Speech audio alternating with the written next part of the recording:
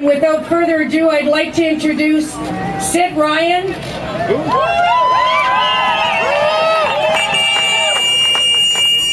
President of CUPE Ontario. SID.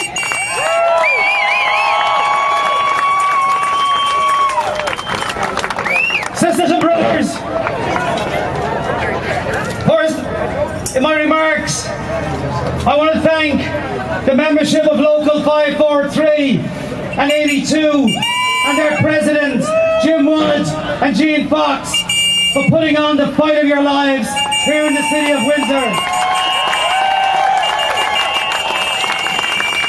I want to thank all those CUPE locals who get on buses from across this great province of ours to come down to Windsor. Some of you leaving your workplaces and your homes at 3 o'clock in the morning to stand here in the city of Windsor with these brave sisters and brothers from our two locals. I want to say a special thanks to all of the bus captains who did an amazing job of mobilising in your communities. And in particular, I really have to mention Sister Candice Rennick and Maureen Giuliani, who helped to pull this together at the Ontario level. Together with the National Union, Sister Linda Thurston Neely, and of course our National President, Paul Moist. I want to talk a little bit today about the hypocrisy that we see in this city. City workers were put out on strike because they have a benefit that's been in their collective agreement for 50 years. The mayor of this city decides to pick a fight with CUPE members, basically saying that you're greedy and you've got to give up those benefits. Saying to future generations of workers, you don't deserve to have benefits in retirement. But you know, for a moment, sisters and brothers, I know there's many occupations in their collective agreements. But you know, if you happen to work picking up the garbage off those streets every day of the week, 7 days a week, 24/7, and the working shifts, 365 days a year, after 35 years, I can tell you you've got a broken body. And you need those benefits, my friends, at that time in your life. Not when you're a healthy young worker, but when you retire is when you need those benefits. But the hypocrisy is the mayor of this community, who sits on his ass for a living and never has to go out and get his hands dirty, sisters and brothers, doesn't know what it's like to find work off the sweat off your brow. He sits in council in the year 2003, and guess what he did? He went out and voted for retiree benefits for life for himself and for the rest of the city council.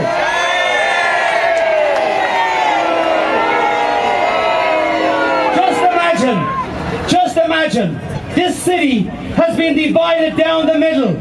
This mayor, with the help of the Windsor Star, nothing but divide this community, pitting worker against worker, citizens against workers, public-private against each other. Why? Because he says you do not deserve to have these benefits. And the hypocrite sits in council and votes for those benefits for himself. Not only does he do it for himself, but if you're a CUPE member, you must have what they call the rule of 90. Your years of service plus your age must add up to 90 before you qualify for these benefits, which basically means after 30 years you just might qualify. But hold on a second, the mayor, he doesn't want those rules for himself. He says after 4 terms of office, after 12 years, he should get benefits for life. What a hypocrite! What a hypocrite! You know, my friends, one thing that the Windsor Star and the mayor of this community will never understand is the power of the labour movement and what we stand for as trade unionists, the principles that we believe in. There's not one single CUPE member on a picket line DATELINE today is personally going to benefit by this 9-week strike. They're fighting for the next generation, sisters and brothers. Eddie Francis will never understand that. He does not understand the community of interest. He doesn't understand the concept of solidarity. And he does not understand that we have the benefits in our collective agreements because we stood on the shoulders of previous generations of trade unionists. He will never understand that. Eddie Francis will never understand that in 1946, the UAW had a strike that lasted for 3 months in this city. In that city, they went on strike for benefits and for the RAN formula for the entire labour movement. The UAW back then were not fighting for themselves, they were fighting for the labour movement. Just like CUPE today, we're fighting for every retiree. We're saying, essentially, sisters and brothers, enough is enough. No more attack on workers' rights, on workers' benefits. Stop the assault on workers. We did not create the economic crisis. Now, I'll finish off by saying that just down the road in London only a couple of nights ago, we have a mayor with a different vision for their community. They quietly sat down and negotiated with the CUPE local and they got a 3-year collective agreement. And yes, they have benefits which are different than the workers here in Windsor. But there's always trade-offs. Trying to set you up and say you're the only local or the second local in Ontario with these benefits is wrong. There are CUPE locals in this community that have retiree benefits. So I have to echo the words of the brother from the CAW a few moments ago. Eddie Francis is coming, knocking on your door. I don't believe for 1 millisecond that come Tuesday he's going to magically have a new agreement. If he was being honest, if he really cared about this city, he'd be at the bargaining table right now. Right this minute, he'd be at the bargaining table. So you're being set up, my friends. You're being set up for the supervised vote.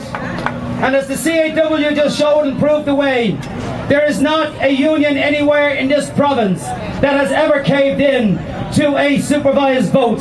I want to say with all sincerity to Local 543 and Local 82, do not allow this mayor to divide your union. Do not allow this mayor to break your solidarity. I promise you this much. I promise you this much. He's got one more card left to play, and that's his supervised vote. And when that supervised vote goes down, sisters and brothers, the Canadian Union of Public Employees will have won the strike in Windsor.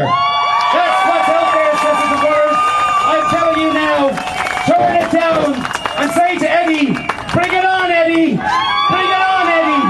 We're ready for your vote. And then maybe you'll get serious and sit down and negotiate. And if you don't negotiate, you've got one option, Eddie. Arbitrate.